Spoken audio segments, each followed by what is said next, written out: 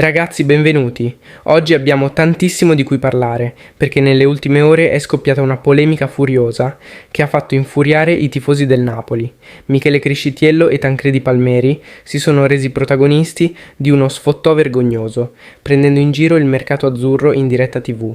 Un atteggiamento inaccettabile, una mancanza di rispetto totale per una piazza che merita ben altro. Ma non finisce qui, perché parleremo anche delle ultime novità di calciomercato e soprattutto del primo giorno di Noah Okafor con la maglia del Napoli.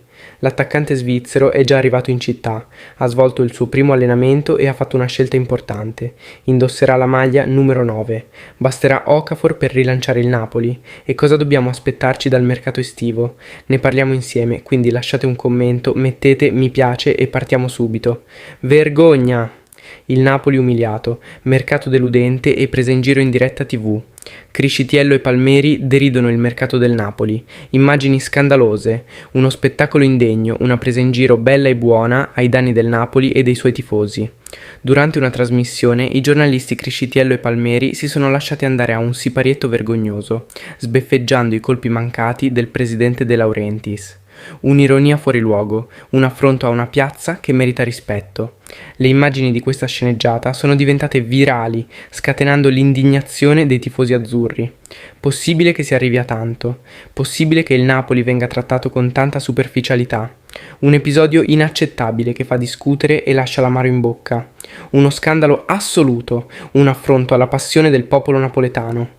Il club partenopeo si ritrova senza i grandi colpi promessi, ripiegando su un'operazione last minute che sa tanto di toppa su una falla enorme.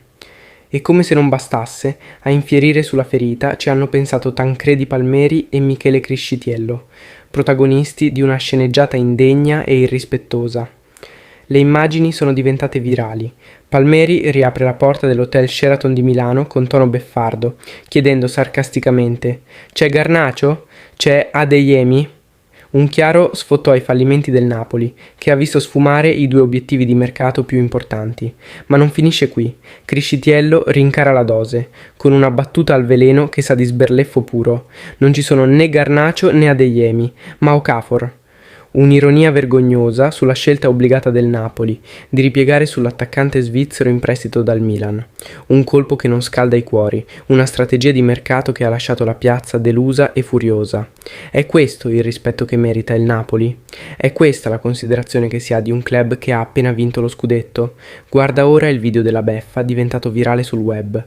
Fateci sapere nei commenti cosa ne pensate di questo spiacevole episodio televisivo. Qua cosa c'è scritto? Tancredi l'ha chiusa, cioè se si vede Savino? Si vede. Tancredi, prova a riaprirla un secondo, riapriamo il mercato, dai, riapriamo il mercato. Riapriamola. Garnacho? Scusi, lei è Garnacho? No, niente, non si riapre sto mercato, Garnacho. Aspetta, Adeyemi? C'è Adeyemi? No, nemmeno Adeyemi, niente, non si riapre sto mercato. È andata così, poi? è andata così.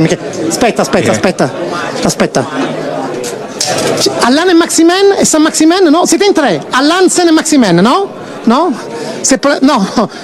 Rien ne va plus, c'est pas de San Maximen, niente. Okafor. È passato, è andato. Okafor è andato effettivamente. Che faccia da Okafor che è passato effettivamente dietro. Ma dietro l'abbiamo visto, c'era scritto, Tancredi l'ha chiusa. E ora cambiamo argomento per parlare del nuovo acquisto del Napoli. Noah Okafor è a Napoli. Lo svizzero è sbarcato all'aeroporto di Capodichino e nelle prossime ore sarà pronto a iniziare la sua nuova avventura con la maglia azzurra.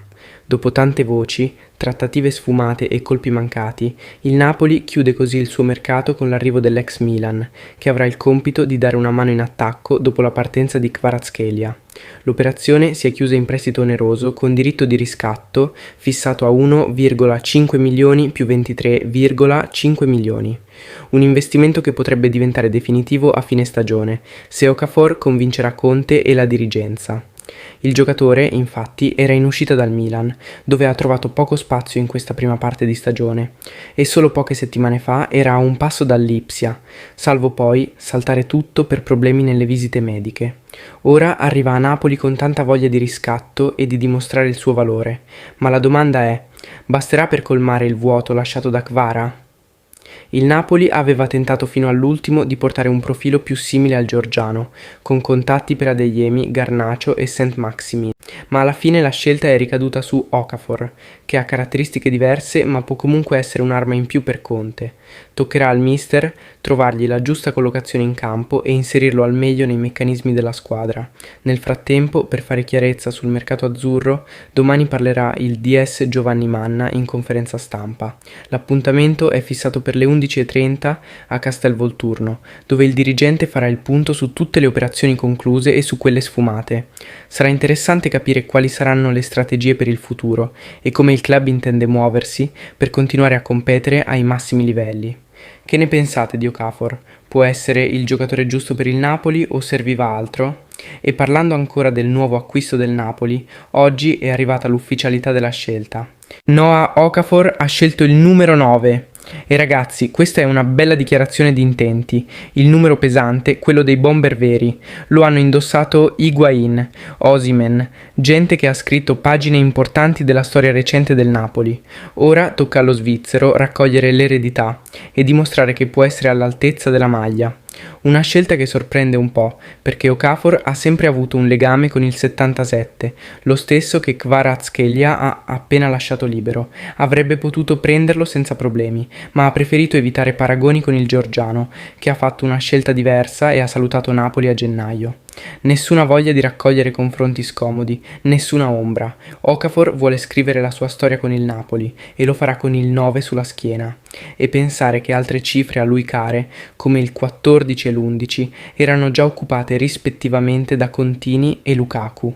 Così come il 17, che aveva al Milan e che a Napoli è saldamente sulle spalle di Olivera.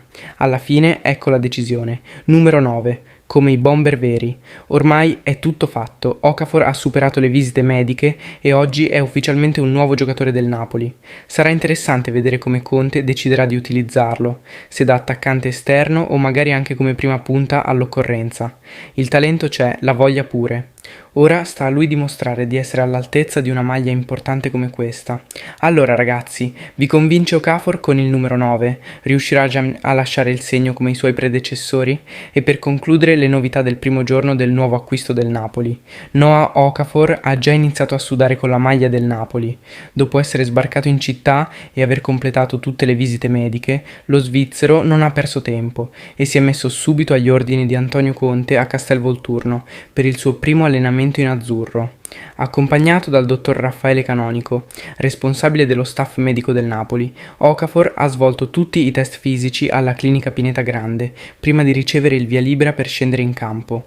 Nessun problema, tutto ok, e così il nuovo numero 9 del Napoli ha potuto finalmente toccare il pallone e iniziare a familiarizzare con il gruppo.